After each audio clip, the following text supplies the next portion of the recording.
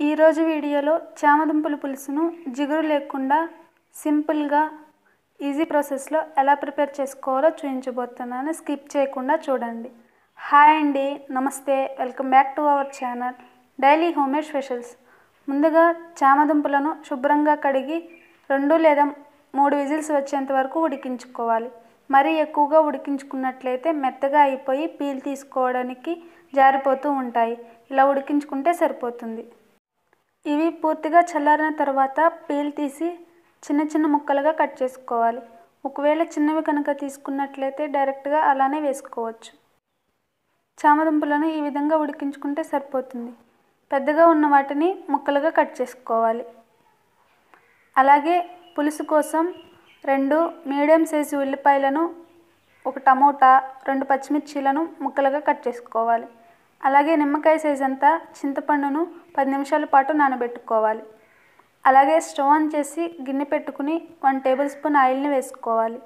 వేడయ్యాక తాలింపు గింజలను, అలాగే ముందుగా కట్ చేసి ఉంచిన ఉల్లిపాయ, టమోటా, పచ్చిమిర్చి ముక్కలను వేసి పచ్చివాసన పోయేంత వరకు ఉడికించుకోవాలి. అలాగే చిటికెడు పసుపు వేసి మూత పెట్టుకుని లో ఫ్లేమ్లో మెత్తగా అయ్యేంత వరకు ఉడికించుకోవాలి.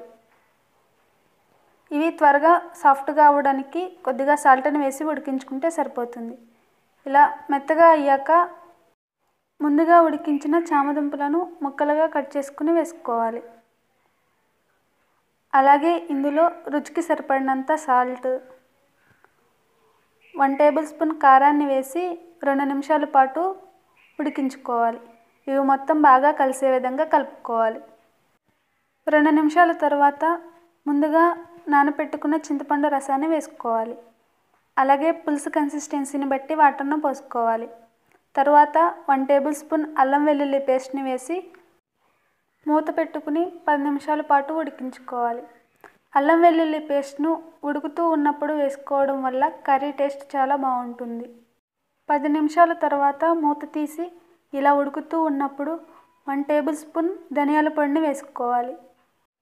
పులుసు కన్సిస్టెన్సీ పలుచగా ఉన్నట్లయితే మరో 5 నిమిషాల పాటు ఉంచి స్టవ్ ఆఫ్ చేసుకుంటే సరిపోతుంది. కావాలి అనుకుంటే పైన కొద్దిగా కొత్తిమీరను వేసుకుంటే సింపుల్ అండ్ ఈజీ చామదుంపల పులుసు జిగురు లేకుండా టేస్టీగా ప్రిపేర్ చేసుకోవచ్చు.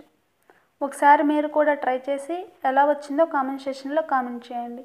ఈ వీడియో కనుక మీకు నచ్చినట్లయితే please like, share and subscribe చేయండి.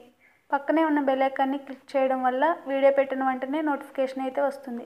Thanks for watching.